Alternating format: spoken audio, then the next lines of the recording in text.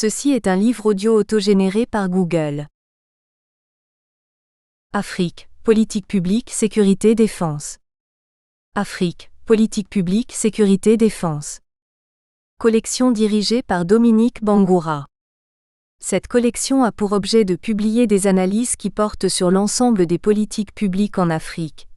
Politique sociale, sécuritaire, étrangère, de défense, etc., ayant vocation à assurer la paix civile, la paix entre les États et le développement sur le continent. Elle donne un éclairage nouveau sur les acteurs internes, régionaux, internationaux, non gouvernementaux et transnationaux intervenant dans ces domaines, sur les rivalités en jeu, les intérêts contradictoires et les menaces, sur les crises politiques et les conflits armés. Enfin, elle identifie les importants défis à relever et les alternatives possibles. Déjà paru. Assalete INGBO Germain Philippe, la guerre peut-elle être juste? Réflexion sur le jus post-bellum, 2018. Touré Alexandre Apallo, traite du café et du cacao et criminalité en Côte d'Ivoire, 2017. Louazaoro Hyacinthe, Guinée. La réforme scolaire de 1968. Un grand rêve brisé, 2016. Diarra Lassina, la CEDEAO face au terrorisme transnational. Mécanismes et stratégies de lutte, 2016. Galon-Kémonté Marius Jonas, les migrants environnementaux en Côte d'Ivoire. Quels droits, quelle protection? 2016. Yeo Vozanou Benjamin, la modernisation de l'administration publique en Côte d'Ivoire. Politique de réforme de la fonction publique, 1957 à 2015, 2016. COMITE scientifique. Président. Vali Sidibé, professeur titulaire des Arts et Lettres, École normale supérieure Abidjan-Ins. Membre. ANOH Kwasi Paul, professeur titulaire de géographie, Université Félix Houphouët-Boigny. Atta Kofi Lazare, maître de recherche de géographie, UFHB Abidjan. AZOH François Joseph, professeur titulaire de psychologie, INS Abidjan. Bangoura Dominique, docteur d'État, HDR en sciences politiques, OPSA Université Paris 1 Panthéon-Sorbonne et UFHB d'Abidjan. Sis Alassane, maître de conférences des Arts et Lettres, directeur du CREP, INS Abidjan. KOFFIEBIKPO Céline, professeur titulaire de géographie, UFHB Abidjan. Kofi Brou Émile, professeur titulaire de géographie, Université Alassane Ouattara, Bouaké. Kofi Baklia Elvis, professeur titulaire de didactique des disciplines, INS Abidjan. Koné Isiaka, professeur titulaire de sociologie, Université Jean-Laurent Guédé, Daloa. Koné Marietou, professeur titulaire de sociologie, UFHB Abidjan. Kwame Aka, professeur titulaire d'histoire, UFHB Abidjan. Koudou Opadou, professeur titulaire de psychologie, INS Abidjan. Le Grand Jean-Louis, professeur titulaire de didactique des disciplines, Université Paris 8. Leroy Delphine, maître de conférences de didactique des disciplines, Université Paris 8. NEBOUTARKHURST Patricia, professeur titulaire de didactique des disciplines, INS Abidjan. Tap Bidijan, professeur titulaire de géographie, UFHB Abidjan. TAMRU Bézunèche, professeur titulaire de géographe, Université Paris 8. TR Gogbi, professeur titulaire de géographie, UFHB Abidjan. Yapo Anvile Élise, professeur titulaire de philosophie, INS Abidjan. COMITE de lecture. Aladela André, maître de conférences de géographie, UFHB Abidjan. Archer Maurice, maître de conférences de didactique d'histoire, INS Abidjan. Dibi Agopoline, maître de conférences de géographie, UFHB Abidjan. Cadette Gaillet-Bertin, maître de conférences de géographie, INS Abidjan. KASSIDJO Irène, maître de conférences de géographie, UFHB Abidjan. KOFFIDIDIA Marthe, maître de conférences de géographie, UFHB Abidjan. Kwame Aka, professeur titulaire d'histoire, UFHB, Abidjan. KOUMAN Kofi Mouroufier, maître de conférences de géographie, INS Abidjan. Leroy Delphine, maître de conférences de didactique des disciplines, Université Paris 8. Yassi Gilbert Assi Yassi, maître de conférences de géographie, INS Abidjan. YEPRI Léon, maître de conférences des arts et lettres, INS Abidjan. Comité d'organisation. Président. Cadette Gaillet-Bertin, INS Abidjan. Vice-président. Archer Maurice, INS Abidjan. Quadio Anne-Marie-Lise, INS Abidjan. KOUMAN Kofi Mouroufier, INS Abidjan. Yassi Gilbert Assi, INS Abidjan. Membres. ADONI Capellé Hervé, INS d'Abidjan. Dibi Ago Pauline, UFHB. GNAMMONADIKO Agnès, UFHB. GNAT Osier André, INS d'Abidjan. KASSIDJO Irène, UFHB Abidjan. KOFFIDIDI Amart, UFHB Abidjan. NAMOI Aïsa Célestine, INS d'Abidjan. Tano Anissé Jean-Philippe, INS d'Abidjan. TAP Koné Fatoumata, INS d'Abidjan. VRIH Gbaza Pierre, INS d'Abidjan. Commission. Secrétariat technique, Yassi Gilbert Assi. KOUMAN Kofi Mouroufier, GNAMMONADIKO Agnès. KASSIDJO Irène. KOFFIDIDI Amart, Konekio Folo Hyacinthe, NAMOI Aïsa Célestine, Nooyali Abel Vielfried, Sila Yaya. Accueil, hébergement, restauration, Yassi Gilbert Assi, NAMOI Aïsa Célestine. Finance et logistique, Cadette Gaillet-Bertin, Koné Fatoumata épouse Tab Bidi, Archer Maurice, VRIH Gbaza, ADONI Capellé. Informatique et photo, LOHOUROU Raoul. Rapporteur général, KOUMAN Kofi Mouroufier. Maître de cérémonie, Tano Jean Anissé. Introduction. Dans le cadre de ses activités pédagogiques et de recherche, le département d'histoire et de géographie de l'École normale supérieure d'Abidjan, INS, a décidé de porter un regard critique sur ces deux disciplines, marquant ainsi le début de l'année académique 2019 à 2020 sous le triple angle de la science éducative, de la recherche et du développement. À travers ce regard, des enseignants-chercheurs et chercheurs ainsi que des inspecteurs pédagogiques issus des universités et instituts de recherche ivoiriens, de pays africains et de France, se sont retrouvés à l'INS d'Abidjan les 29, 30 et 31 novembre 2019, dans le cadre du colloque international d'Abidjan. Dans ce contexte, la communauté scientifique a rendu un hommage mérité à deux éminents professeurs, Aimé Pierre KIPRE, historien, et Alphonse YAPIDIAHOU, géographe. En notre qualité de chef du département d'histoire et de géographie, président du comité d'organisation de ce colloque, nous avons tenu à rassembler les contributions des collègues dans le présent ouvrage collectif, afin de les porter à la connaissance de la communauté scientifique nationale et internationale. En guise d'introduction à cet ouvrage, notre réflexion porte sur 4 préoccupations que nous inspire la thématique de ce colloque.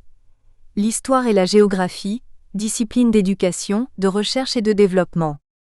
Que nous apprennent l'histoire et la géographie ? Dans un texte rédigé à l'intention de la commission de l'UNESCO en 1995, François Audigier, didacticien à l'Université de Genève avance et je cite : « L'histoire transmet une connaissance du passé, la géographie une connaissance du présent, de l'espace, du territoire ou du pays. C'est donc la connaissance du temps et de l'espace que nous enseignent l'histoire et la géographie, une connaissance qui fonde l'action. Or, l'on sait que le temps, l'espace et l'action forment ce que l'on appelle le triangle dynamique du développement. L'histoire et la géographie sont ainsi des disciplines à finalité pratique qui, enseignées, ouvrent à l'esprit critique, fondement d'identités individuelles et collectives. C'est pourquoi l'enseignement de l'histoire et de la géographie s'inscrit généralement dans un projet social. Il faut former un citoyen du monde, un homme ouvert à l'universel et intégré au village planétaire qu'est devenu notre le monde. En Côte d'Ivoire, il faut former l'Ivoirien nouveau, l'Ivoirien discipliné et travailleur, ayant les pieds dans la tradition et la tête dans la modernité. L'investissement dans le capital humain est, selon les théoriciens du développement, le meilleur investissement pour le développement d'un pays. En Afrique, nos dirigeants le savent, mais les contingences qui exigent des réponses relevant de l'immédiateté sont nombreuses, ce qui fait passer ce projet social en arrière-plan. La Côte d'Ivoire, sous la conduite du premier président de la République, semblait bien partie, car elle avait pris le pari d'une scolarisation à 100% en une génération et avait accordé la priorité des priorités à la formation. Mais elle s'est trouvée confrontée à d'énormes problèmes qui ont grippé son projet. En effet, le pays est enrôlé dans un cycle décennal de crise sociopolitique depuis 1960. Bien souvent, c'est à la fin de chaque décennie que les crises atteignent des degrés d'intensité aigus dans le pays. La crise du système colonial a conduit à l'indépendance de nombreux États du continent à la fin des années 1950. Dans ce contexte, la Côte d'Ivoire a accédé à l'indépendance politique en 1960. 10 ans après, soit en 1970, dans un contexte de guerre froide ne tolérant aucune marge démocratique dans les États satellites, la Côte d'Ivoire a dû faire face à une crise sociopolitique ayant marqué la conscience collective nationale. À cette crise sociopolitique a succédé une crise économique au début de 1980. La chute des prix des principaux produits d'exportation, liée au dérèglement du commerce international, a provoqué une flambée des prix des produits de première nécessité et une montée du chômage dans le pays. Pour juguler cette crise de l'emploi, le gouvernement ivoirien a affecté d'office de jeunes universitaires diplômés mais sans réelle qualification professionnelle dans les services administratifs de l'État.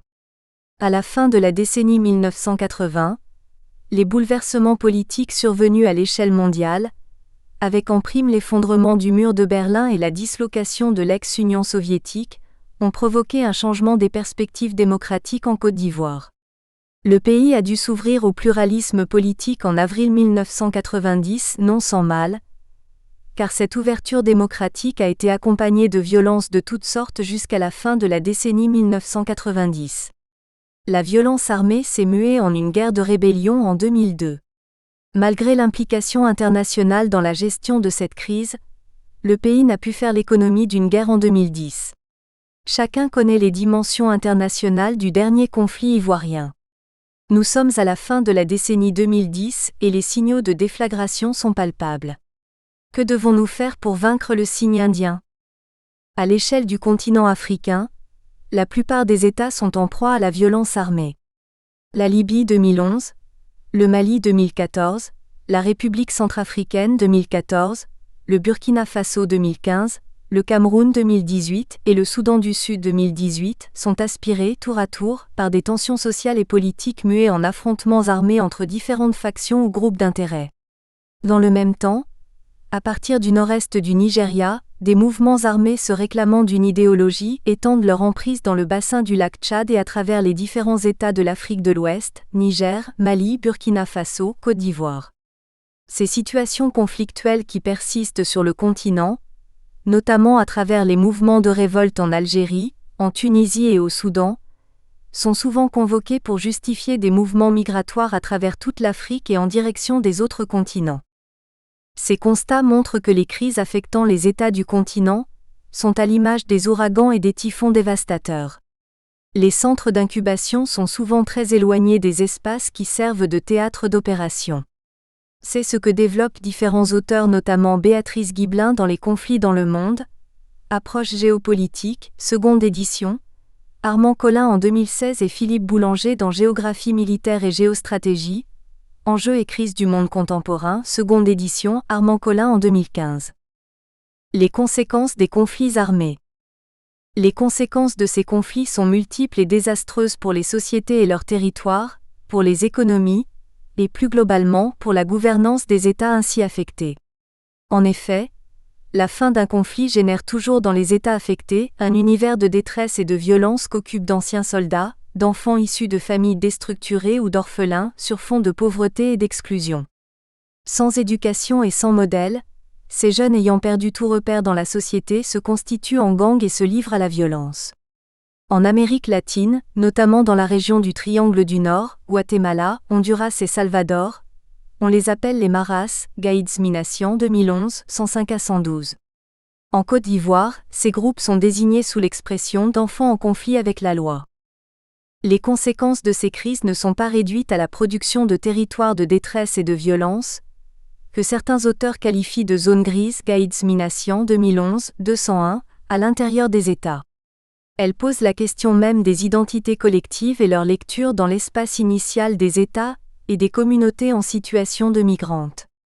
Bien souvent, au sein d'un même pays et du fait des fragilités imposées, l'État peut se trouver confronté à des conflits récurrents entre les communautés ethniques ou religieuses, République centrafricaine, entre diverses catégories de population appréhendées, soit en fonction des genres de vie différents, notamment entre éleveurs et agriculteurs, Ivoire, soit en fonction des appartenances nationales, République sud-africaine, ou encore en fonction de projets politiques, comme le montrent les séparatismes entre anglophones et francophones au Cameroun. De telles situations conduisent à s'interroger sur l'Afrique comme terre de fraternité et de solidarité. Quelle responsabilité de l'éducation historique et géographique ?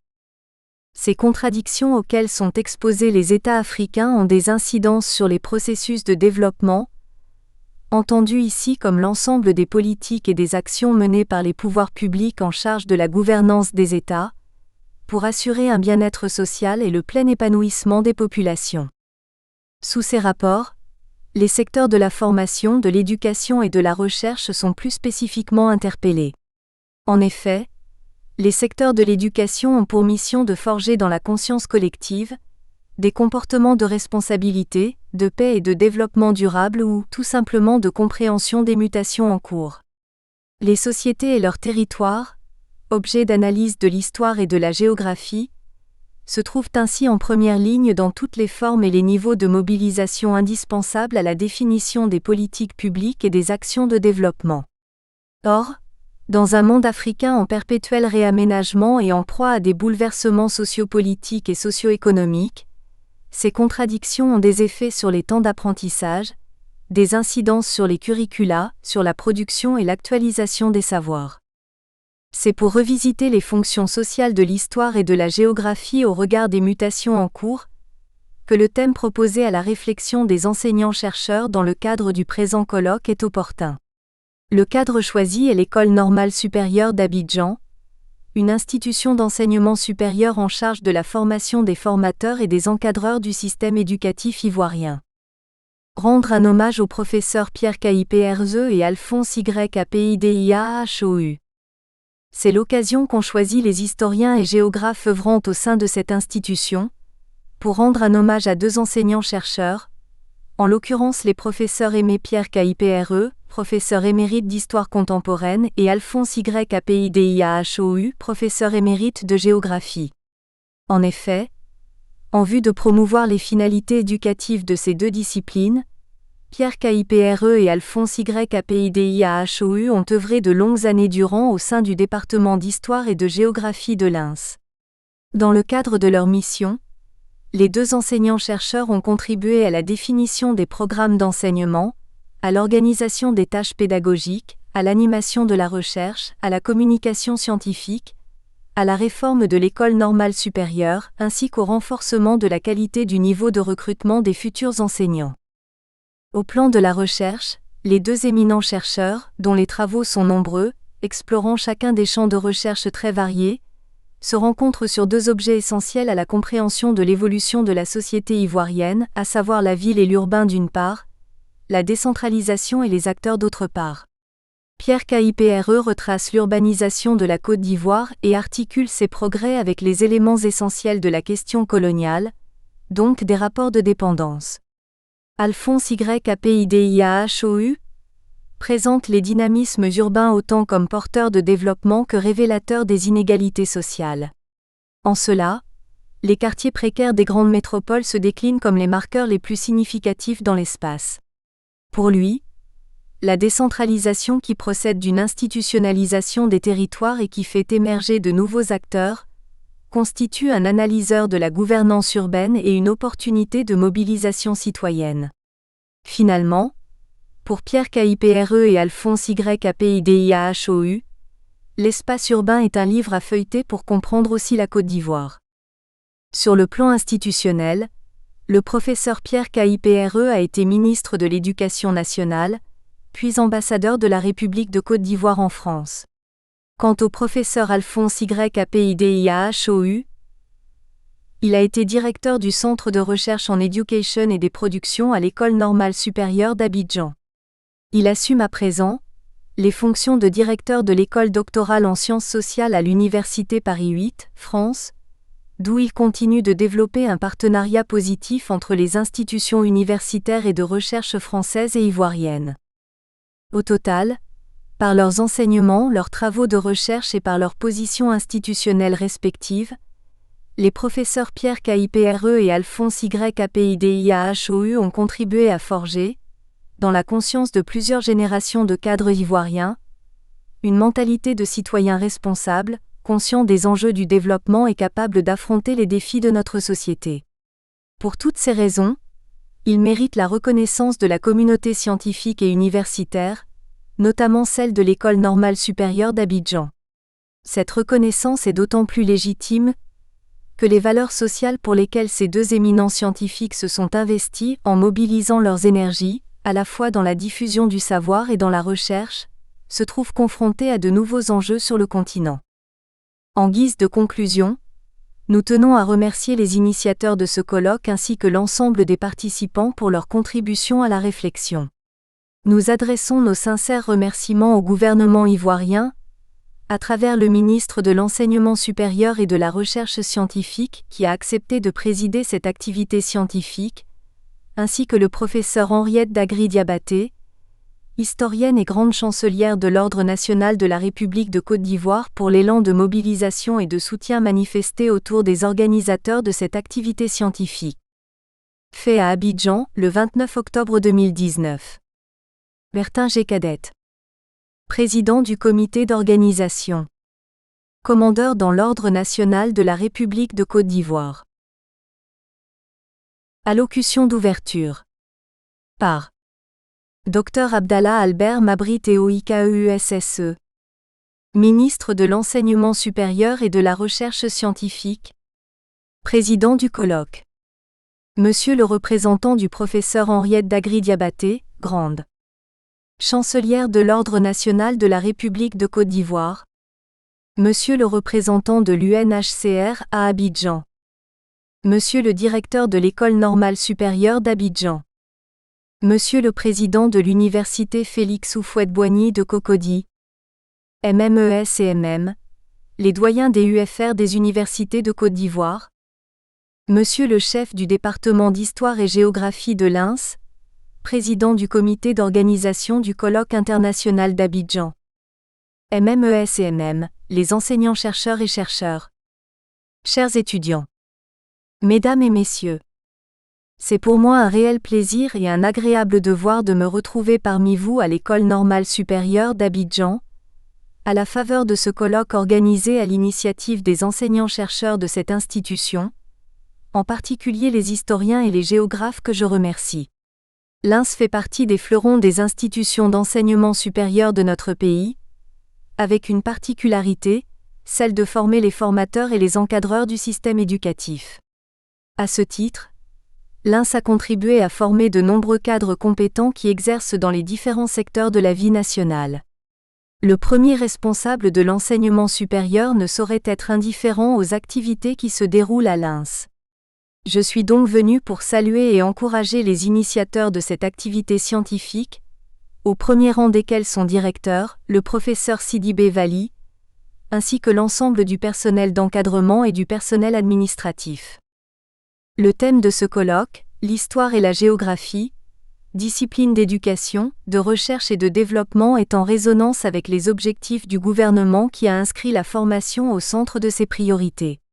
À ce titre, l'ouverture récente des écoles doctorales dans les différentes filières des universités s'inscrit dans la dynamique de recherche d'une formation de plus en plus performante dans nos institutions d'enseignement supérieur. L'histoire et la géographie constituent un corps de savoir disciplinaire qui s'intéresse à ce qui constitue l'essence de l'existence humaine, à savoir le temps et l'espace. Or, ces deux dimensions de la vie des sociétés subissent tellement de changements que les problématiques respectives de ces deux disciplines nécessitent des renouvellements permanents. Le thème de ce colloque est donc révélateur des efforts intellectuels entrepris par les spécialistes de ces disciplines, pour s'adapter à un monde de plus en plus imprévisible et en mouvement. Je les encourage et je leur garantis le soutien du ministère de l'Enseignement supérieur et de la Recherche scientifique. Les professeurs Pierre Kipre et Alphonse Yapidihou, honorés à l'occasion de ces journées de réflexion, sont des personnalités bien connues, autant dans la sphère scientifique qu'au plan national. Ils ont assumé de hautes fonctions et ont beaucoup apporté à la Côte d'Ivoire, à l'Afrique et au reste du monde à travers leur production scientifique. C'est donc à juste titre que la communauté scientifique ivoirienne reconnaît leur mérite. Je suis heureux de m'associer à cette célébration. Tout en remerciant le département d'histoire et de géographie de l'INS pour cette initiative, je souhaite que les autres corps de savoir disciplinaires lui emboîtent le pas. C'est sur ces recommandations que je déclare ouvert le colloque international d'Abidjan sur l'histoire et la géographie, discipline d'éducation, de recherche et de développement. Je vous remercie. Fait à Abidjan, le 29 octobre 2019. Expose de cadrage du colloque international. Madame la Grande Chancelière de l'Ordre national de la République de Côte d'Ivoire, Monsieur le Ministre de l'Enseignement supérieur et de la Recherche scientifique, Madame la Ministre de la Solidarité, de la Cohésion sociale et de la lutte contre la pauvreté, Madame la Ministre de la Femme, de la Famille et de l'Enfant, Monsieur le Secrétaire général de la Grande Chancellerie de l'Ordre national de la République de Côte d'Ivoire, Monsieur le Président de la SCAD, Monsieur le Président de l'Université Félix Houphouët-Boigny, Monsieur le Directeur de l'INS d'Abidjan, Mesdames et Messieurs les directeurs d'administration centrale et chefs de service, chers collègues enseignants-chercheurs et chercheurs, en vos rangs, grades et qualités, tout protocole respecté. Monsieur le Président du Comité d'organisation du colloque international d'Abidjan, chers étudiants, chers amis de la presse, honorables invités, Mesdames et Messieurs. L'histoire et la géographie, discipline d'éducation, de recherche et de développement. Tel est le thème choisi par les chercheurs, enseignants-chercheurs, historiens et géographes, dans le cadre de ce colloque international. Durant 3 jours, il s'agira pour nous chercheurs, praticiens et amoureux de la science de questionner ces deux disciplines sous le prisme de l'éducation, de la recherche et du développement. Le thème est structuré autour de 3 grands enjeux, déclinés en différents objectifs opérationnels. 1. L'enseignement de l'histoire et de la géographie en Afrique subsaharienne, d'hier à aujourd'hui. Faire l'historique de l'enseignement de l'histoire et de la géographie dans le système éducatif ivoirien. Analyser les finalités de l'histoire-géographie, des programmes et manuels scolaires dans le système éducatif ivoirien.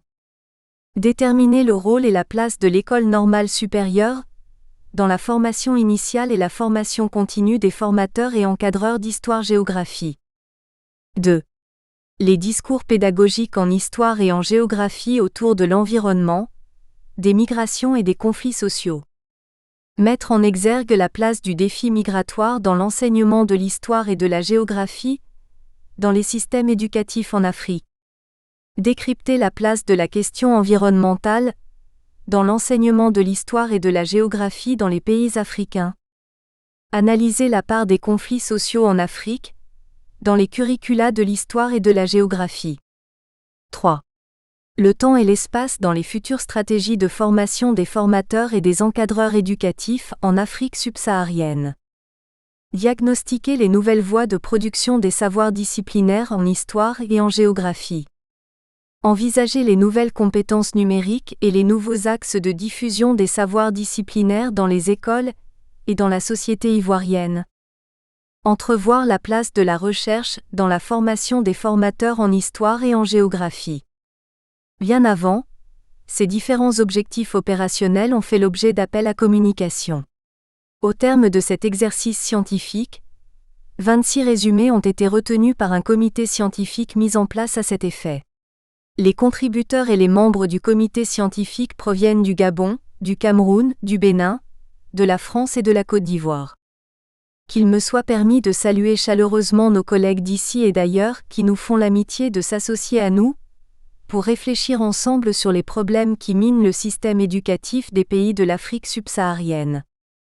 Durant 2 jours, du 29 au 30 octobre 2019, les travaux se dérouleront en atelier et en plénière. Chaque intervenant disposera de 15 minutes pour faire sa présentation. Ensuite, viendront les échanges avec les participants. Le bureau de l'atelier 1, l'enseignement de l'histoire et de la géographie en Afrique subsaharienne d'hier à aujourd'hui, est constitué comme suit. Modérateur, Jean-Louis Legrand, professeur à l'Université Paris 8. Rapporteur, Kofi Mouroufié Kouman, maître de conférence à l'INS.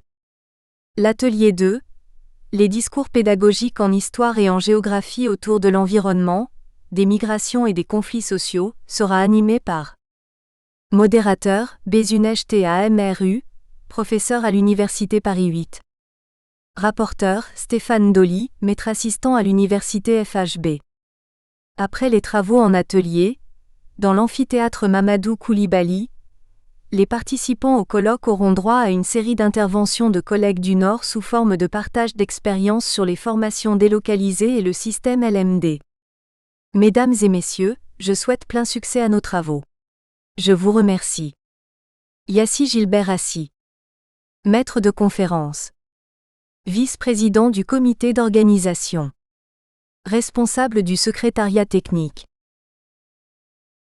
Hommage aux professeurs, Pierre Kipre et Alphonse Yapidiahou. Pierre Kipre, un historien multidimensionnel. Par Aka Kwame. Professeur titulaire d'histoire. Université Félix Houphouët-Boigny, Abidjan. kwamika2003@yahoo.fr. Faire la biographie d'un personnage n'est pas chose aisée. Le travail nécessite une documentation abondante, et tout dépendra de la nature des sources auxquelles on devra faire appel. L'itinéraire biographique dont il est question ici exige donc l'accès à des archives publiques et privées et une enquête orale auprès du concerné et de ses proches, ceux qui le connaissent bien et dont le témoignage doit enrichir le travail. Les archives privées permettent d'entrer dans l'intimité de l'auteur pour mieux le faire connaître. Un tel exercice commande même de questionner le milieu familial, de remonter à l'enfance et à l'adolescence. Ainsi, quand mon ami Rémi Fabre, alors maître de conférence à l'Université de Nantes, consacre sa thèse d'habilitation à Francis de Pressensé, un intellectuel au combat, il scrute son milieu familial, comment se passe sa jeunesse, ses choix idéologiques, son ancrage politique et les combats dans lesquels il s'est trouvé mêlé par sensibilité intellectuelle et politique. Entre autres, l'affaire Dreyfus et les questions internationales. La même méthodologie est utilisée par Jean-Pierre Bois pour retracer l'itinéraire militaire, politique et moral de Dumouriez. Son ascendance, son enfance et son adolescence sont questionnés avant l'analyse de ces itinéraires. Frédéric Gramel ne s'y prend pas autrement pour retracer la biographie de Félix Houphouët-Boigny. Comme quoi, la biographie est un genre qui a ses exigences. La réussite repose sur une recherche patiente et un croisement de sources variées.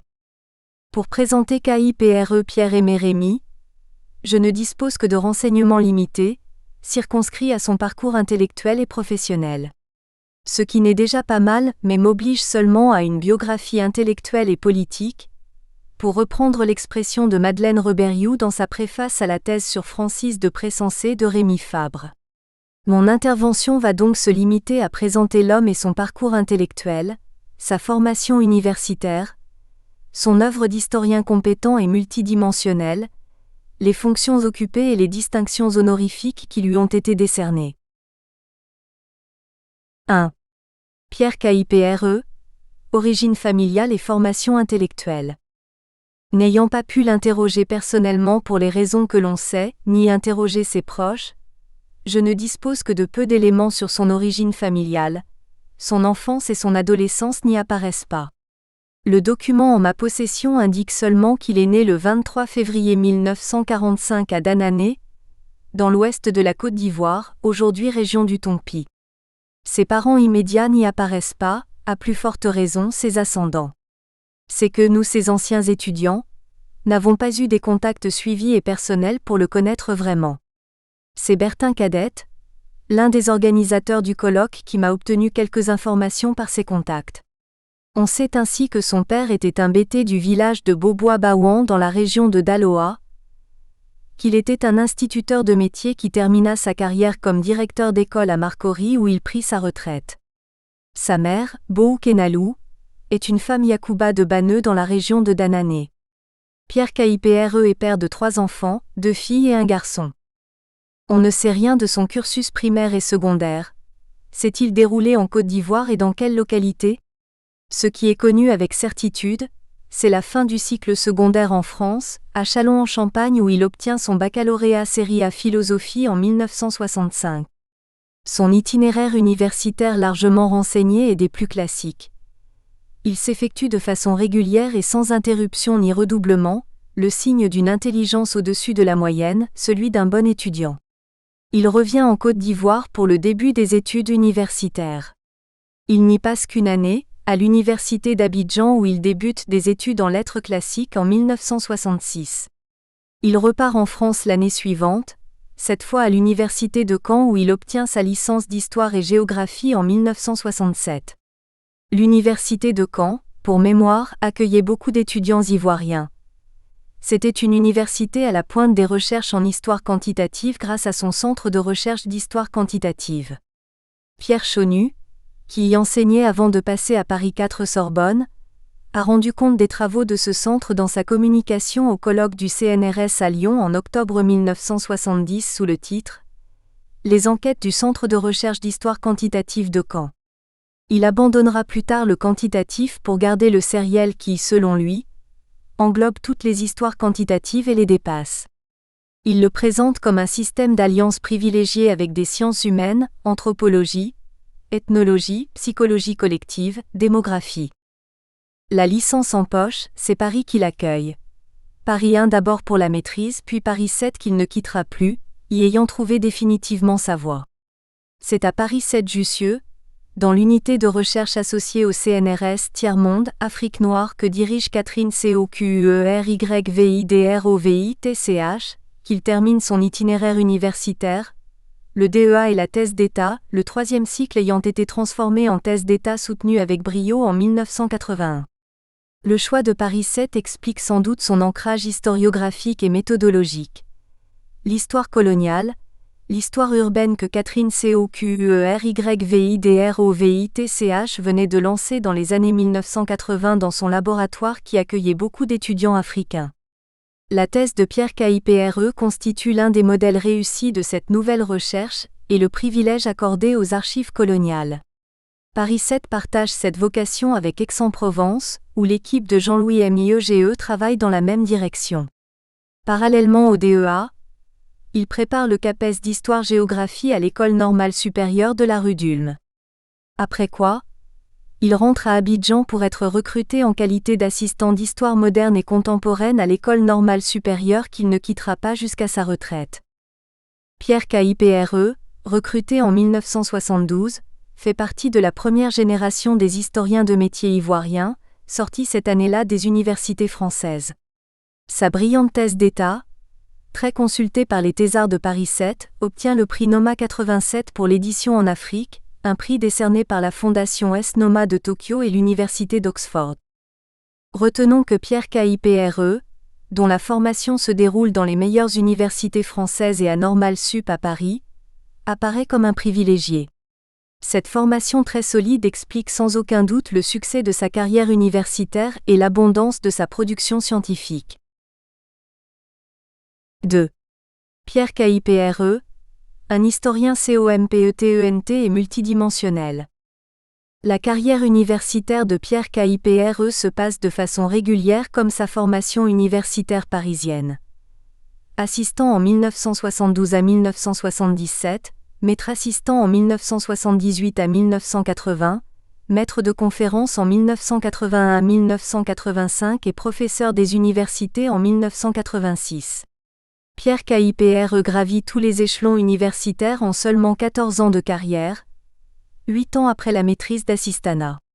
L'ascension est fulgurante. C'est la preuve d'une carrière réussie, exemplaire.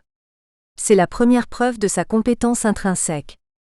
La seconde preuve réside dans la qualité de ses enseignements à l'INS. C'est à la rentrée 1975 à 1976 que nous avons fait sa connaissance. Il occupait le poste de directeur des études, et était en même temps enseignant.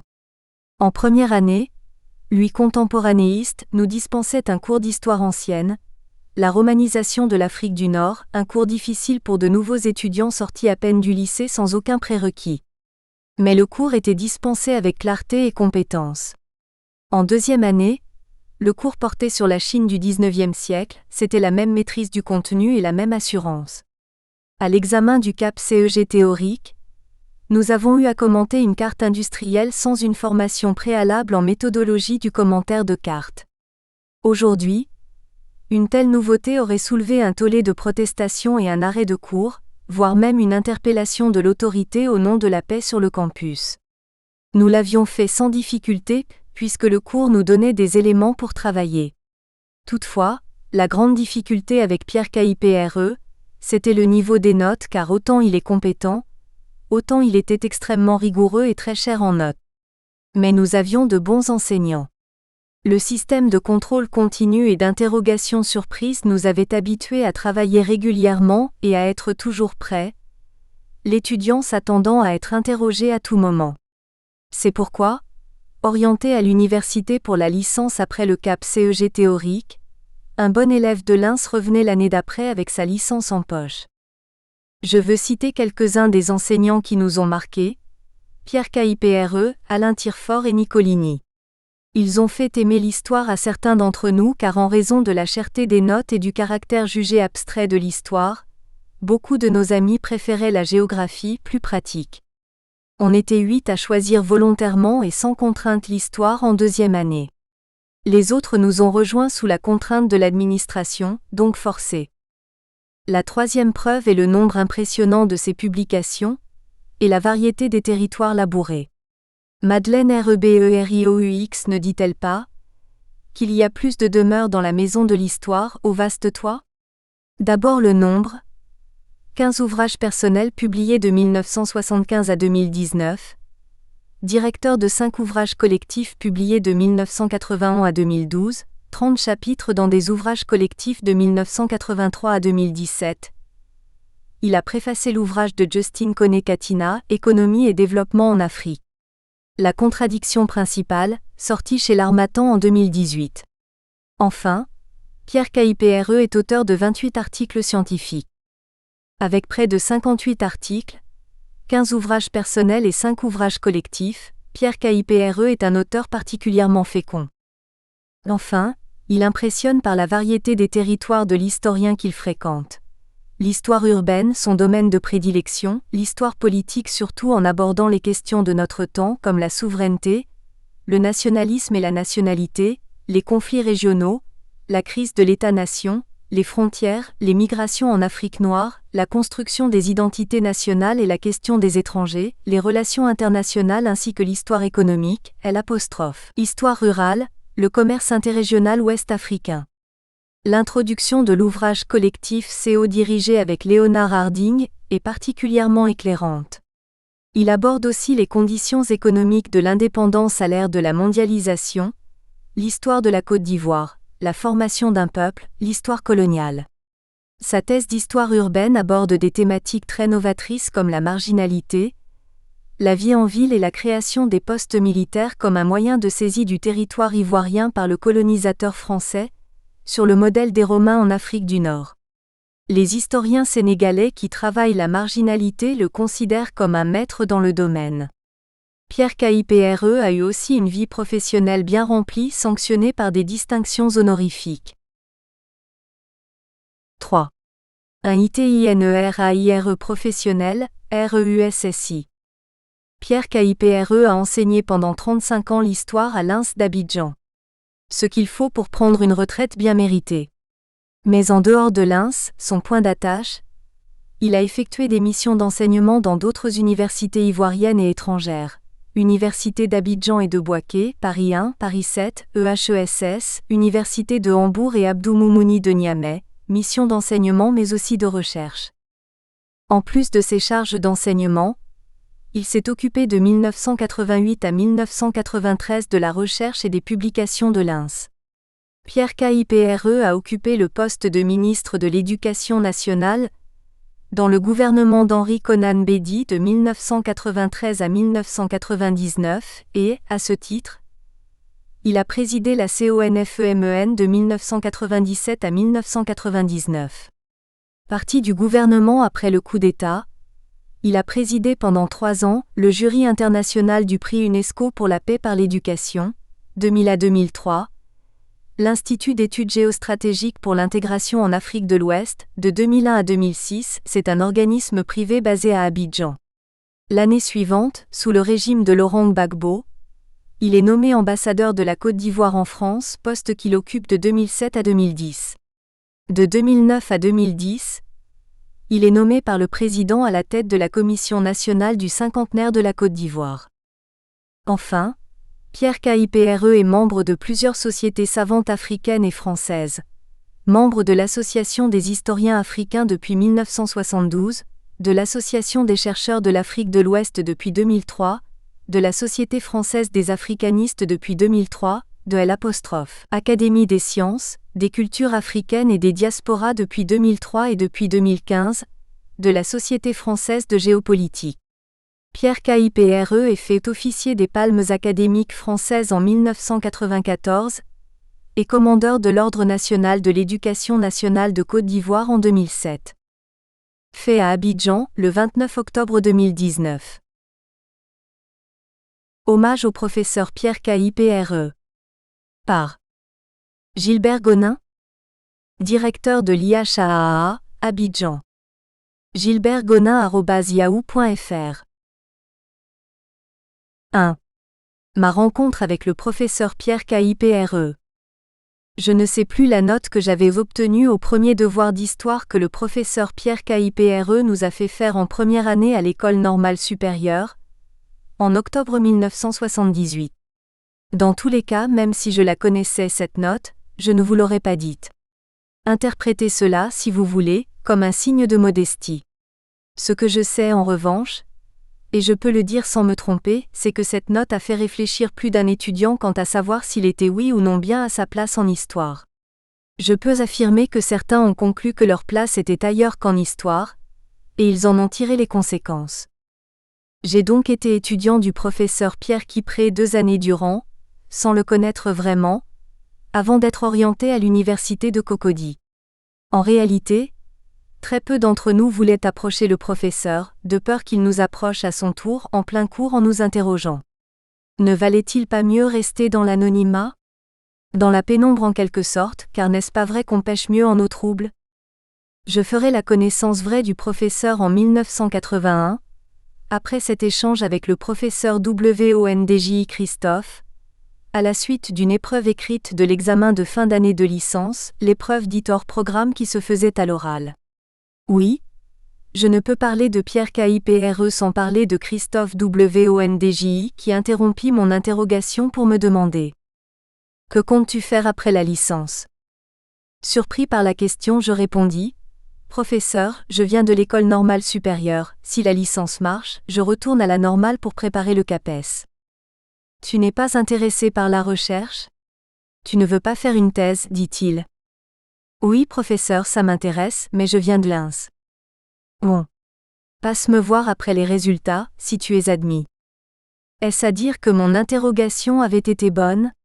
Je ne le saurais que plus tard. Mon interrogation venait de prendre fin par ces échanges qui allaient changer l'orientation de ma carrière. Moi qui me voyais déjà jeune professeur de lycée. Après les résultats, je passe effectivement voir le professeur WONDJ. J'étais tout tremblant car je ne sais pas, même aujourd'hui, si je n'enviais pas mes collègues qui s'apprêtaient à faire le CAPES pour entrer immédiatement dans la vie active. Je m'interrogeais, la thèse et après ? Après tout, le professeur m'a demandé de passer le voir. Avais-je le choix ? Après lui avoir annoncé mon résultat et rappelé que nous avions rendez-vous, il sortit un papier de son tiroir, y écrivit quelques mots qu'il mit dans une enveloppe et me dit « Va, remets ceci au professeur Pierre Kipre. » Encore Pierre Kipre. Dès que je remis l'enveloppe à celui-ci, il la lut et me dit avec enthousiasme, comme à son habitude, « Félicitations mon petit. Nous avons eu raison de t'envoyer à l'université. » Mais, moi je ne savais toujours pas de quoi il s'agissait explicitement. Il te faut faire la maîtrise en 1 année, sinon tu retournes à l'INS. Il paraît que tu es de Man, Nous ne connaissons pas grand-chose sur ces peuples des montagnes. Tu nous feras connaître leur histoire. Ah, je venais de savoir pourquoi j'étais là. Pouvais-je dire non? Oui, professeur, je suis Toura, répondis-je. Donc, tu travailleras sur les Touras, sur leur histoire précoloniale. On se voit à la rentrée. Le tour était joué, mon dessin venait de prendre un autre virage. Moi qui me voyais empocher la bourse de 90 000 FCFA à la rentrée suivante pour être fonctionnaire l'année d'après. Je ne serai plus professeur de lycée. J'ai à l'instant même un thème de recherche, même si le sujet reste à préciser. Christophe Wondji, à partir de Brazzaville-Noire, venait de faire le retour à l'envoyeur.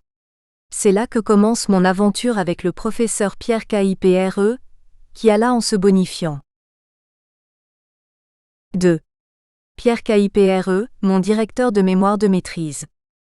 Étant donné que mon thème de travail reposait en grande partie sur les traditions orales, j'ai dû aller 3 mois durant sur le terrain depuis décembre 1981.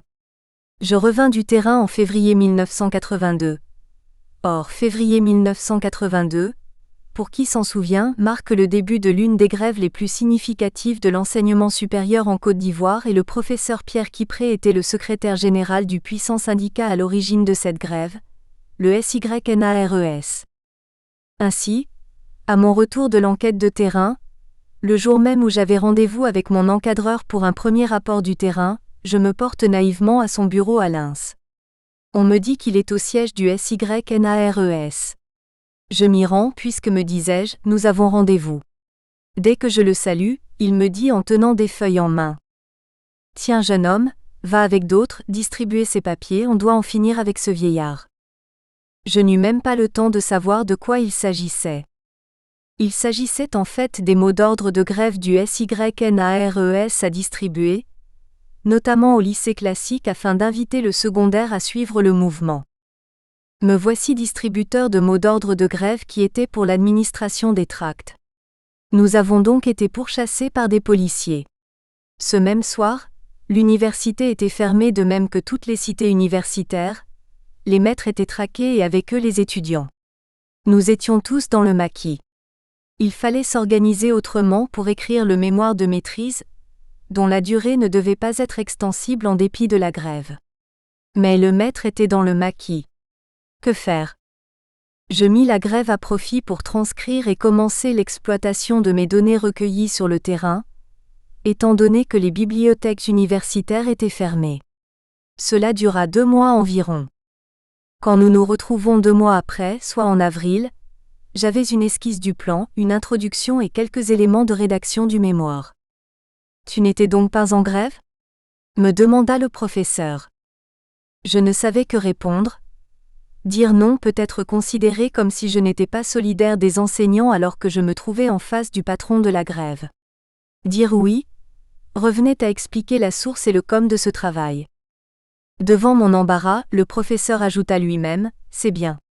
Cette grève a été dure. » Je ne compris cette évocation que 2 ans plus tard, quand le professeur, de passage à Paris, accepta de me recevoir et que dans nos échanges, il m'expliqua les pressions faites autant par les pouvoirs publics que par les enseignants désormais divisés, dont une partie exigeait la poursuite de la grève et l'autre partie, l'arrêt de celle-ci eu égard au poids des privations car les salaires avaient été suspendus. Quant aux mémoires de maîtrise, le professeur et moi, nous nous voyions régulièrement même si les séances de travail étaient régulièrement interrompues. Le mémoire fut soutenu en 1 année, début octobre 1982. Je venais de respecter mon engagement vis-à-vis de Lens. Lens a, elle aussi, respecté le sien. J'eus la bourse et je partis pour la Sorbonne où je rencontrai un autre professeur au grand cœur à qui nous allons rendre hommage à titre posthume à l'IHAA le 21 novembre 2019, le professeur Claude H. Perrault. C'est le lieu de saluer les organisateurs de cet hommage, qui l'ont voulu du vivant des 2 grands hommes de la science et de la culture, même s'il faut regretter qu'ils n'aient pas pu être tous 2 présents avec nous. Un dernier fait pour clore le chapitre des relations étudiants-professeurs. En 1984, j'eus envie de changer de sujet de recherche et même de domaine de recherche pour m'intéresser aux relations internationales. Je décide d'informer le professeur Pierre Kipre, l'artisan de mon départ en France. Dans la réponse, Je reconnus tout de go le professeur par son franc-parler. Voici ce qu'il me répondit. Écoute, jeune homme, tu es parti en France parce que nous avons besoin de quelqu'un en histoire moderne de l'Afrique. Si tu changes de sujet, ne compte pas sur moi pour ton recrutement, ni à l'INS, ni à l'université. Le maître a parlé. 3. Mes DEBUTS d'enseignant. Je reviens au pays en 1986 et je suis recruté à l'INS.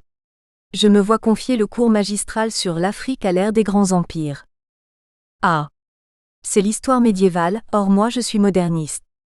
Je décide de le faire savoir au responsable scientifique du département, le professeur KIPRE. Voici sa réaction. Gonin, tu viens de faire une thèse. Ici, tout le monde fait son parcours de combattant. Si tu ne veux pas faire le cours, je le donne à un autre, et toi tu fais ce que tu veux. Le maître a parlé. Mais il s'empresse d'ajouter. Si tu veux de la documentation, viens à la maison et tu prends tous les livres que tu veux pour préparer ton cours. Effectivement, le lendemain, je me rendis chez le professeur, d'où je sortis avec un sac de voyage rempli de documents. J'allais m'enfermer 10 jours durant à Tahabo, où un parent responsable de l'EECI m'avait trouvé une chambre dans le complexe de la compagnie. J'en revins avec le plan du cours et une bonne partie de celui-ci rédigé, qu'il fallait soumettre au professeur. Je compris par son sourire en me revoyant, qu'il était heureux que j'aie compris la leçon.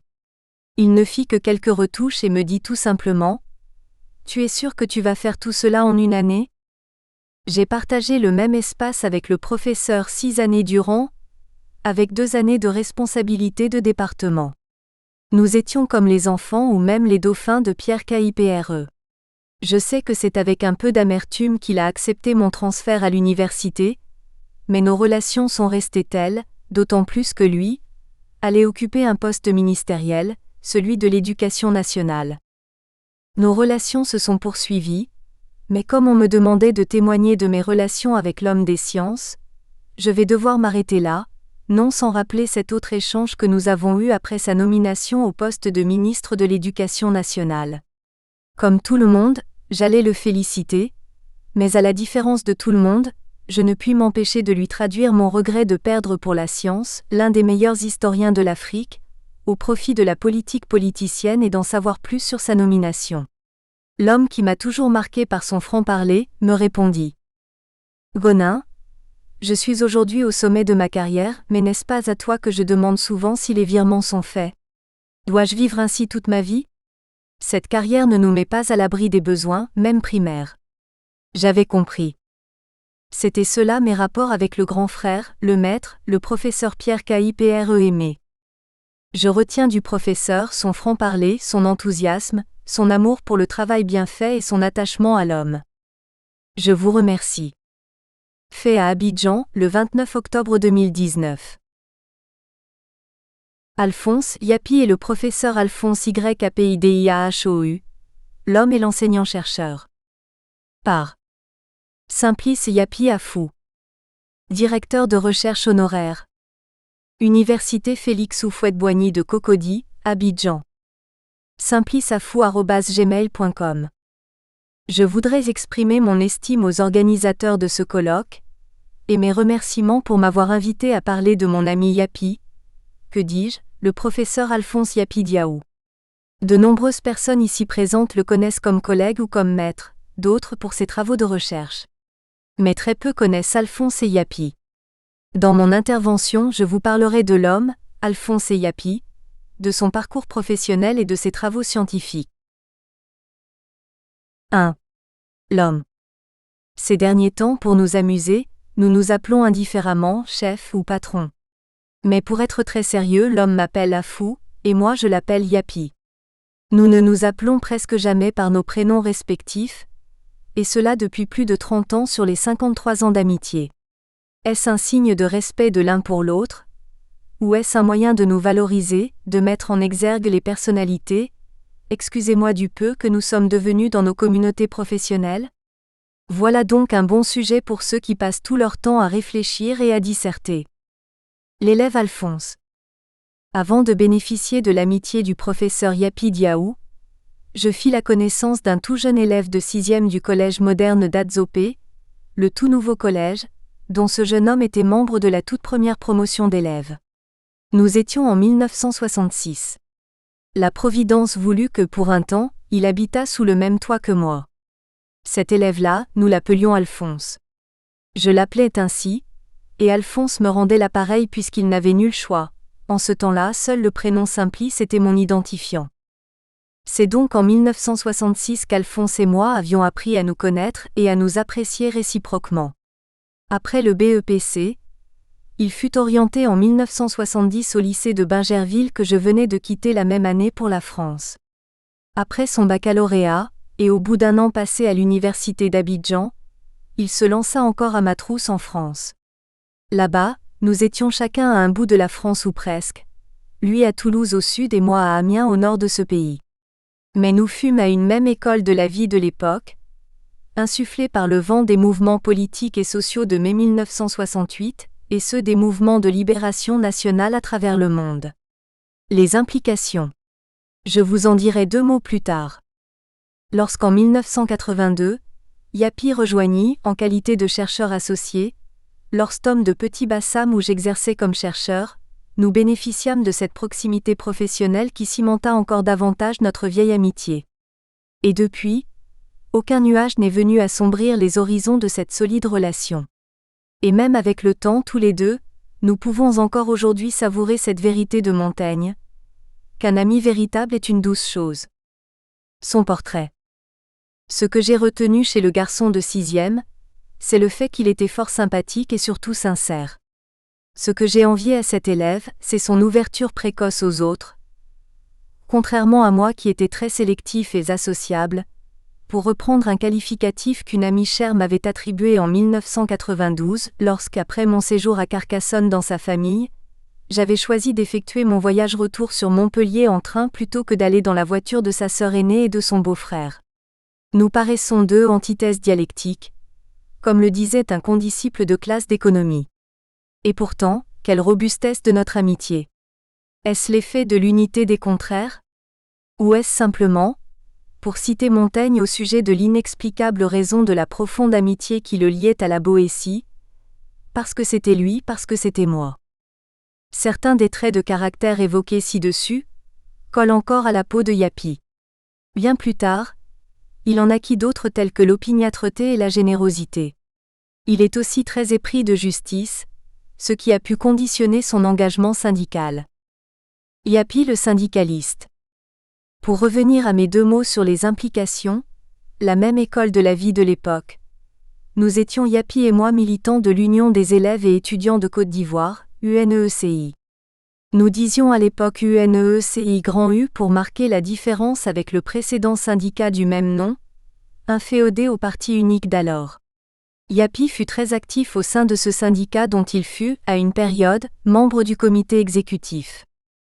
Ceux qui vécurent cette époque au cours de laquelle les dirigeants de ce syndicat durent consacrer le plus clair de leur temps à relever les nombreux défis auxquels ce syndicat et ses membres étaient confrontés, peuvent aujourd'hui se poser la question: où ces dirigeants syndicaux ont-ils pu trouver le temps et les ressorts pour réussir leurs études universitaires?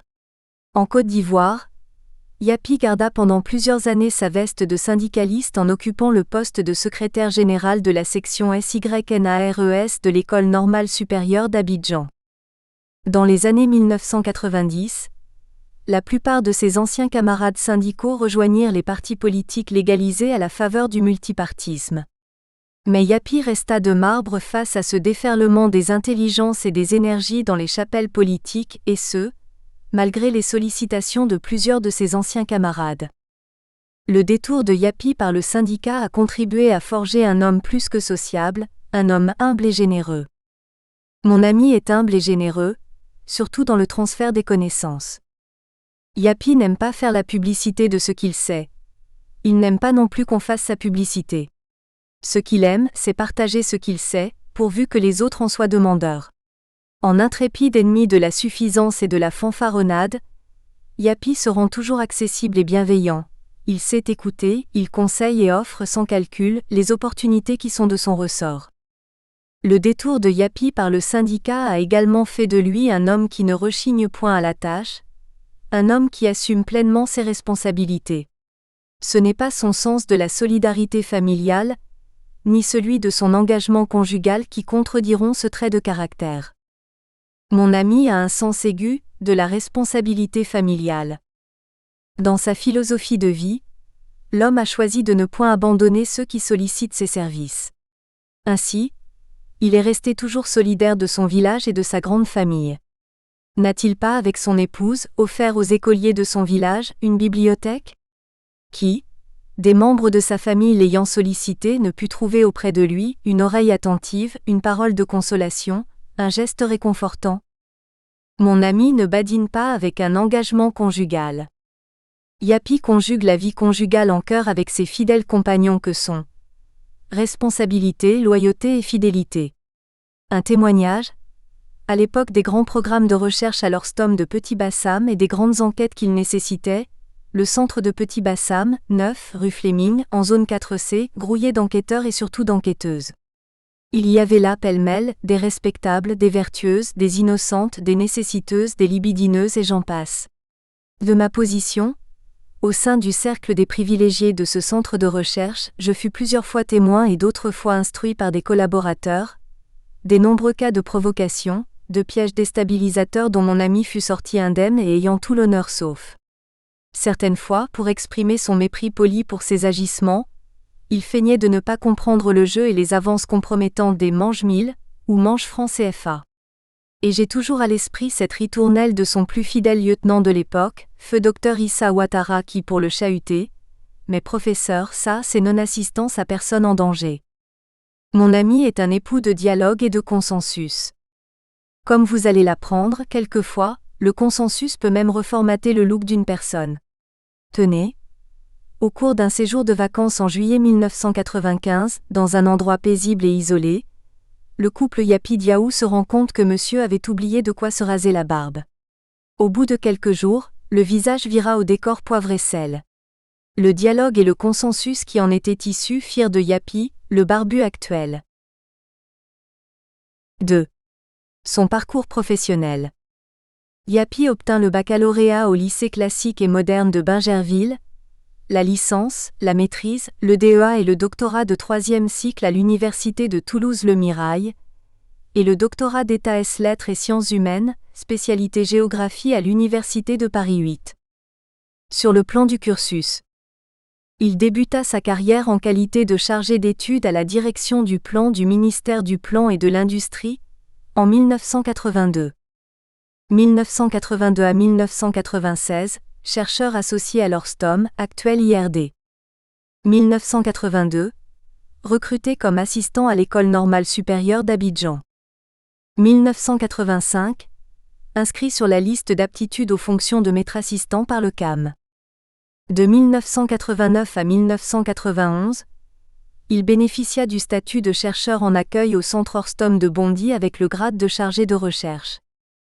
1997, inscrit sur la liste d'aptitude aux fonctions de maître de conférence par le CAM.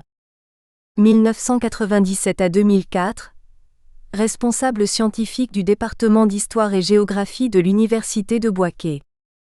2003, inscrit sur la liste d'aptitude aux fonctions de professeur titulaire par le CAM.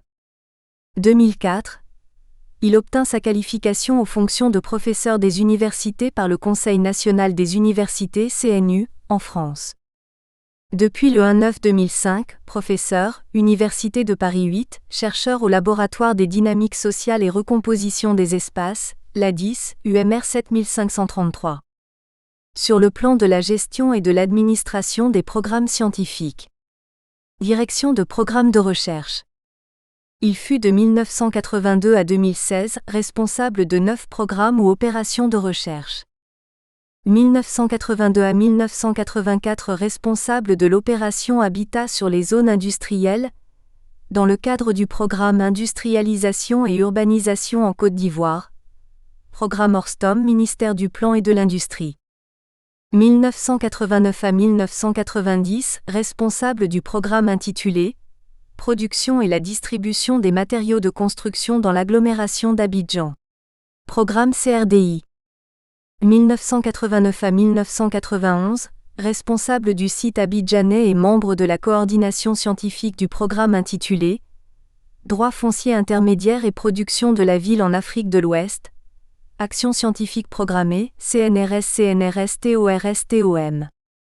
1985 à 1993 responsable de l'axe sur l'habitat précaire du programme Politique urbaine, pratique et stratégie des acteurs dans les pays en voie de développement, Grand programme Orstom. 2001 à 2005 membre de la coordination scientifique du programme Dynamiques agraires et sécurité alimentaire dans les zones cotonnières en Côte d'Ivoire, en partenariat FSAUCL de Belgique et le CNRA et l'Université de Bouaké, et gestionnaire de l'équipe de l'Université de Bouaké. 2005 à 2006 coordonnateur du programme Terres urbaines en Afrique de l'Ouest, Abidjan, Ouagadougou, Bamako et Dakar.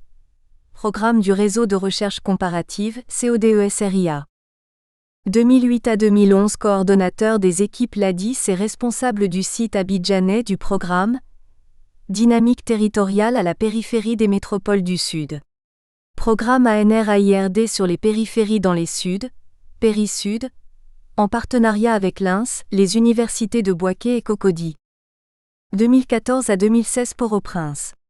Président du comité scientifique du programme intitulé Entre vulnérabilité et croissance urbaine, construction d'une métropole caribéenne et programme européen, LADYSSLADMA, Coord. Bezunej Tamri. Responsabilité administrative et scientifique. Professeur Yapi Diaou a aussi assumé des responsabilités administratives à l'École normale supérieure d'Abidjan. Mai 2001 au décembre 2004 sous-directeur de la coopération et de la recherche. 2004, responsable pédagogique du département d'Histoire et Géographie, INS d'Abidjan. Au sein de l'Université de Paris 8. Juillet 2007 au juin 2011 directeur du Master de recherche en géographie, Université de Paris 8. Novembre 2008 au décembre 2013 responsable du laboratoire des dynamiques sociales et recomposition des espaces, LADIS, UMR 7533, Université Paris 8. Décembre 2012 au septembre 2014 directeur UFR Territoire, Environnement et Société, Université Paris 8. Depuis décembre 2013 élu directeur de l'école doctorale Sciences sociales ED 401, Université Paris 8. Dans le cadre d'instances de coordination de la recherche, de 2007 à 2016, il présida ou fut membre de 6 comités ou commissions scientifiques. Janvier 2007 au décembre 2011, vice-président du comité d'experts du programme CORUS2, MAEIRD. Depuis 2007, membre du comité de direction du groupe d'études sur la mondialisation et le développement, J, et porteur des projets GEMDEV au contrat quinquennaux de 2014 à 2019 et 2020 à 2024 Université Paris 8. Janvier 2008 au décembre 2011, membre du comité d'experts du programme AIRES-SUD, MAEIRD. Mai 2013 au avril 2016 vice-président du comité scientifique du programme d'appui à la recherche en réseau en Afrique, PARRAF, programme des fonds de solidarité du MAEE 2013 à 2016. Novembre 2015, nommé membre titulaire de la commission ad hoc scientifique de l'IRD, par les ministères des Affaires étrangères et de la Recherche. Dans le cadre de l'administration de revues scientifiques, il a assumé des responsabilités importantes dans la gestion de revues scientifiques. 1997 à 2008, directeur de publication de la Revue ivoirienne des lettres arts et sciences humaines, RILASH, INS, Abidjan. Depuis 2003, rédacteur en chef du Journal des sciences sociales, GIDIS, groupement interdisciplinaire en sciences sociales, Abidjan, Côte d'Ivoire. Sur le plan de l'encadrement doctoral et scientifique. Depuis 2001 à 2002, 15 thèses ont été préparées sous la direction du professeur Yapi Diaou et soutenues dans les universités de Cocody et de Paris 8. 3. Ses travaux scientifiques. Les thématiques abordées. L'orientation thématique des travaux de recherche postdoctoraux du professeur Yapi Diaou prend sa source dans ces deux thèses. La thèse de troisième cycle intitulée « Étude de l'urbanisation de la périphérie d'Abidjan. L'urbanisation de Yopougon » et la thèse d'État portant sur les politiques urbaines en Côte d'Ivoire et leurs impacts sur l'habitat non planifié précaire, l'exemple de l'agglomération d'Abidjan. Les activités de recherche du professeur Yapi Diaou sont structurées autour de thématiques transversales.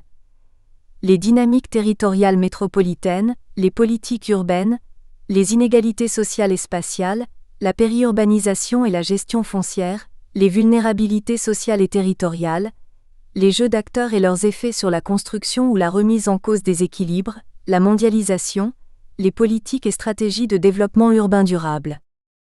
Forme de valorisation des résultats de ces activités de recherche. Les résultats des activités de recherche du professeur Yapi Diaou ont été valorisés sous diverses formes. Ouvrages, articles et communications scientifiques. Ouvrages, 2 ouvrages personnels, 3 ouvrages collectifs en tant que coéditeur ou directeur. Articles de revue à comité de lecture, plus d'une 40aine d'articles. Actes de colloques et séminaires, une 40aine de communications. Films et émissions radiophoniques. Films de court-métrage. De Zimbabwe à Washington, les bidonvilles au bord de la lagune Ébriée à Abidjan.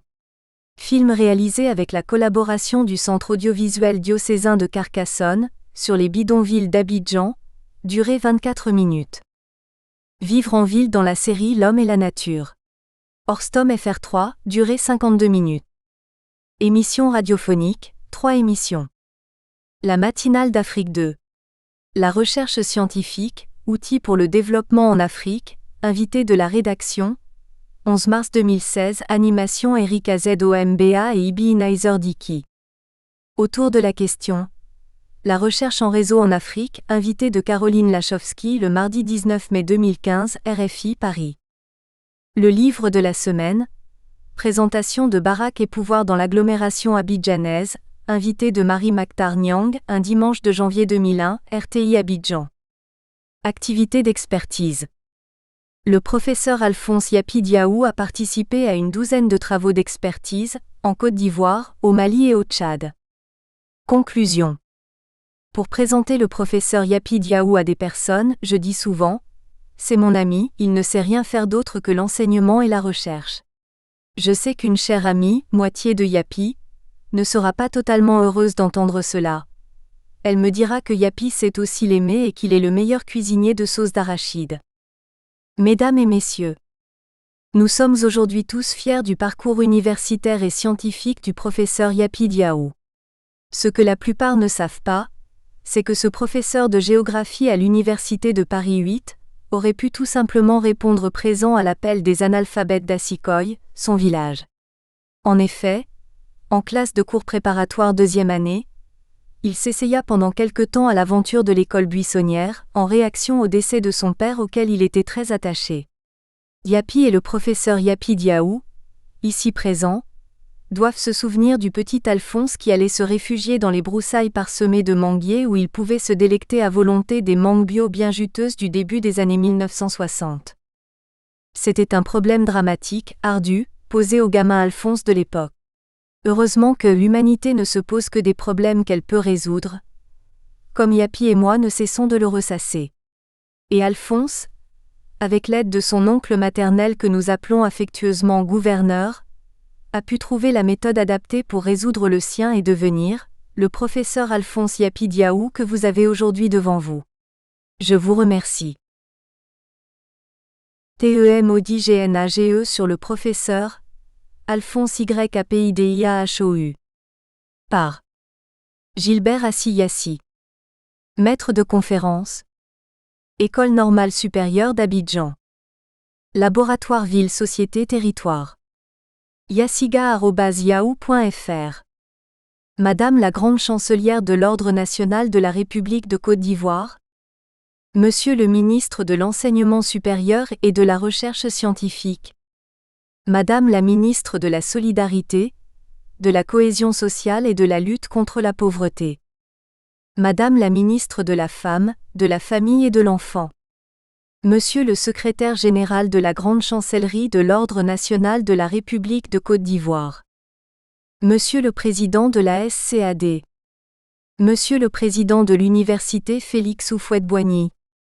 Monsieur le directeur de l'École normale supérieure, INS, d'Abidjan. Mesdames et messieurs les directeurs d'administration centrale et chefs de service. Chers collègues enseignants-chercheurs et chercheurs, en vos rangs, grades et qualités, tout protocole respecté. Monsieur le président du comité d'organisation du colloque international d'Abidjan. Madame Rosemary YAPIDIAHOU, chers étudiants. Chers amis de la presse. Honorables invités. Mesdames et messieurs. Je suis Yassi Gilbert Assi, maître de conférences en géographie et environnement. Ce grade académique et ce positionnement social ont été rendus possibles grâce au leadership scientifique et académique d'un homme, j'ai nommé Alphonse YAPIDIAHOU. Je prends la parole devant cette assemblée en qualité d'ancien étudiant du maître. Mon propos sera articulé autour de 3 points. 1. Ma rencontre avec le professeur Alphonse YAPIDIAHOU.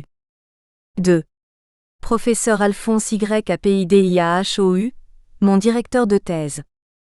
3. Professeur Alphonse YAPIDIAHOU, un mentor, un référent scientifique inspirant. 1. Ma rencontre avec le professeur Alphonse YAPIDIAHOU. J'ai rencontré le professeur AYD pour la première fois en 2000. Je venais de soutenir mon mémoire de maîtrise, et il était question d'envisager le 3e cycle. Or à l'époque, faire un 3e cycle n'était pas à la portée de tous. À l'Institut de géographie tropicale où j'étais inscrit, il y avait très peu de professeurs de rang magistral pour une pléthore de candidats à la thèse de doctorat. Le problème de l'encadrement des doctorants se posait avec acuité.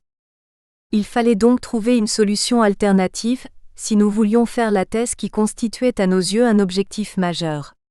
Mon frère et ami Atakwaku Jean-Marie, qui est sûrement dans cette salle, et qui était dans la même situation que moi, m'a soufflé qu'un professeur de rang magistral était en poste à l'INS, et que ce dernier pouvait nous encadrer pour le DEA et la thèse. Nous sommes partis le rencontrer à son bureau. Il était à l'époque directeur de la recherche à l'INS. Il a demandé à consulter nos mémoires. Après quelques semaines de lecture, il nous a fait savoir que nos mémoires répondaient à ses attentes et que par conséquent, il était sur le principe d'accord pour nous encadrer en DEA. Seulement il nous posait une seule condition, celle de recueillir l'accord préalable du professeur HAUHOUOTASSEYPO. Cet accord, nous l'avons obtenu haut les mains.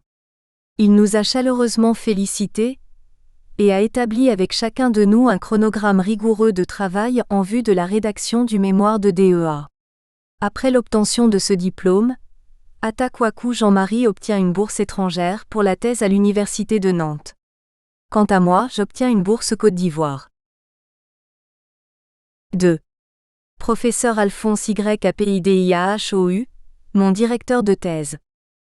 Le professeur AYD s'est battu pour faire admettre des moniteurs à l'INS. Professeur Anne-Marie Lisquadio et moi-même constituons la première promotion de moniteurs recrutés par l'INS en 2003. Il a pesé de tout son poids et de son influence pour que nous soyons affectés au département d'histoire-géographie. À partir de là, tout est allé très vite. Le professeur AYD avait un groupe de recherche composé de feu Dr Ouattara Issa, Dr Ngotan Nguessan de l'IGT, professeur Simpli Safou de l'Orstom devenu l'IRD, professeur Kofi Brou-Émile de l'Université Alassane Ouattara, professeur Koné Isiaka de l'Université Lorounion Guédé, Dr Dakouri de l'IES et bien d'autres collègues. 3. Professeur Alphonse YAPIDIAHOU, un mentor, un REFERENT scientifique inspirant. Très tôt, AYD nous a associés à toutes les activités scientifiques menées par ce groupe de recherche, journées d'études, séminaires, ateliers, colloques, etc. Cette équipe dynamique rompue aux arcanes de la recherche nous a beaucoup aidés. Dès 2004, par son leadership naturel, Le professeur AYD permit au professeur Anne-Marie-Lise et moi-même d'effectuer notre première mission à l'extérieur, précisément à Dakar à l'occasion d'un atelier organisé par le CODESRIA. Régulièrement, il convoquait des séances de travail à l'effet de faire avec nous le point d'avancement de nos travaux de recherche en thèse. Cela n'a pas été facile, je me rappelle encore une scène. Je lui ai soumis une mouture de ma thèse. Après un mois de correction, il me l'a remise avec le bic rouge sur toutes les pages. J'étais complètement démontée, mais il m'encouragea à travailler sans relâche si je voulais y arriver. Par ses conseils avisés, sa simplicité, son amour du travail bien fait, j'ai pu soutenir ma thèse en 2006. C'est un maître empathique et d'une humilité sans pareille. Il lui arrivait de nous faire à manger chez lui, à domicile. Il n'hésitait pas à nous soumettre ses textes à publier. Et cette habitude, il l'a maintenue jusqu'à ce jour. Le professeur AYD a permis la création du laboratoire de recherche sur la ville, la société et le territoire, Labo VST. Labo VST est membre d'un vaste réseau de recherche en urbanisation en Afrique, Roubafrique basé à Yaoundé. Labo VST est un des laboratoires les plus structurés de la place, en raison de son caractère pluri-institutionnel et pluridisciplinaire. Son expertise est reconnue dans la communauté scientifique en raison de nombreux projets qu'il a conduits avec brio. Il a fabriqué plusieurs docteurs et professeurs de rang magistral qui sont recrutés et en activité dans toutes les universités de Côte d'Ivoire. Je ne pourrais pas les citer tous. Le professeur Marthe KOFFIDIDIA dans cette salle constitue un échantillon représentatif. Mesdames et messieurs, le professeur Alphonse YAPIDIAHOU a contribué à forger, dans la conscience de plusieurs générations de cadres d'ici et d'ailleurs, une mentalité de citoyen responsable, conscient des enjeux du développement et capable d'affronter les défis de notre société. Pour moi et pour plusieurs collègues et amis ici présents, le professeur Alphonse YAPIDIAHOU demeure un mentor, un référent scientifique inspirant. Honorables invités. Mesdames et messieurs, pour toutes les raisons énumérées plus haut, il mérite notre reconnaissance et notre gratitude. Je voudrais avec votre permission vous inviter à vous associer à moi, pour offrir un standing ovation au professeur Alphonse YAPIDIAHOU. Longue vie et santé de fer au maître, au professeur Alphonse YAPIDIAHOU. Je vous remercie. Fait à Abidjan, le 29 octobre 2019. Première partie.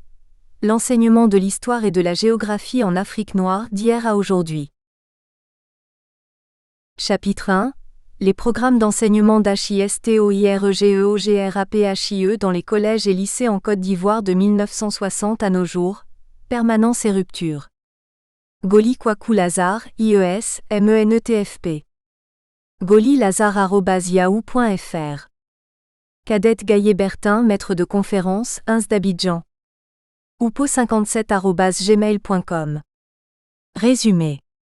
Au début des années 2000, le gouvernement ivoirien a engagé une réforme des programmes éducatifs dont le fil conducteur est l'approche pédagogique par compétences, APC.